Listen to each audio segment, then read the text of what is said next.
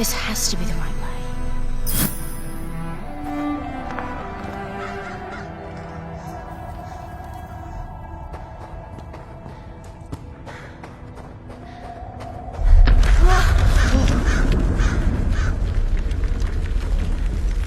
Before we continue, let's stop a moment and take a look at some of the key features of this demo. Much of what you see was built with Quixel Megascan assets, but instead of using the game versions, we used the cinematic versions, which would typically only be used in film. There are around 1 million triangles each, and thanks to virtual texturing, they all use 8K textures as well. Nanite can render an insane number of triangles very quickly. There are over 1 billion triangles of source geometry in each frame that Nanite crunches down losslessly to around 20 million drawn triangles.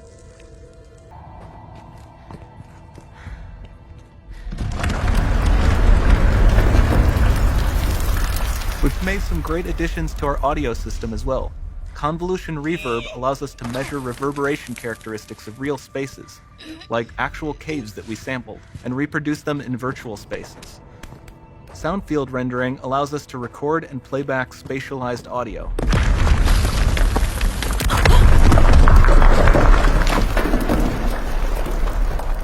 All of this adds up to a more immersive experience.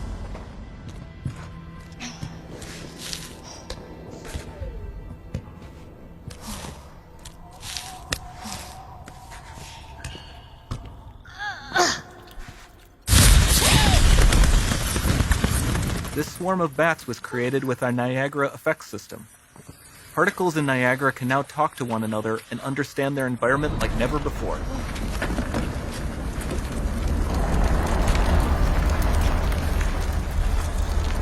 We've also added a ton of new functionality to run fluid simulations like you see in the water below.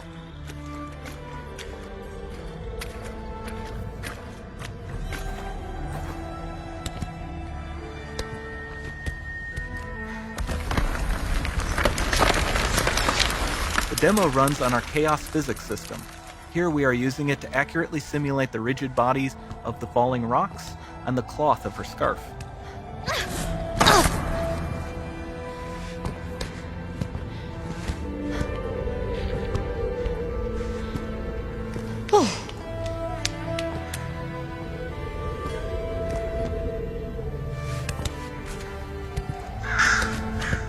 Now that the environment is so complex, we've needed to greatly improve our animation systems to adapt.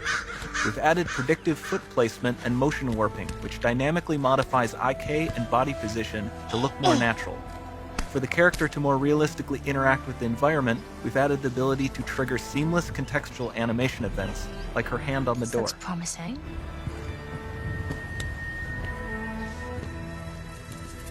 Dynamic GI is amazing, not just for speeding up iteration, but also for its impact on gameplay. Nice. Any light source can move while still having beautiful bounce lighting. Dynamic illumination means specular as well, which you can see on all the metal surfaces. You can even see the Niagara-powered bugs reacting to the light. Lumen not only reacts to moving light sources, but also changes in geometry.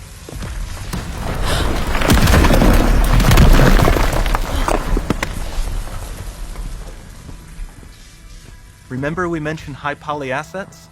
This statue was imported directly from ZBrush and is more than 33 million triangles. No baking of normal maps, no authored LODs.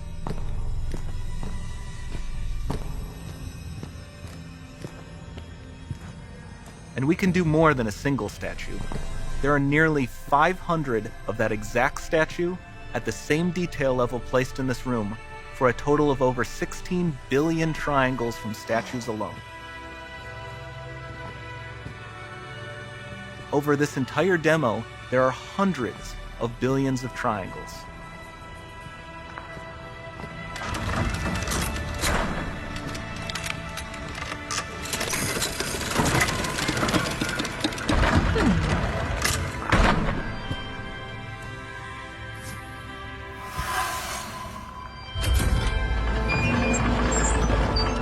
So with Nanite, you have limitless geometry, and with Lumen, you have fully dynamic lighting and global illumination, all running on a PlayStation 5.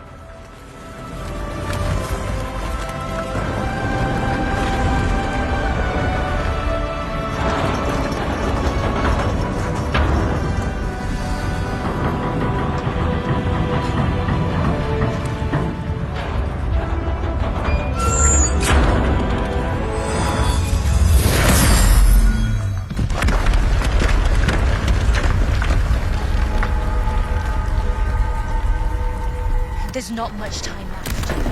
And this doesn't need to be constrained to small rooms. It can stretch all the way to the horizon. The portal, it's open. Don't fail me now.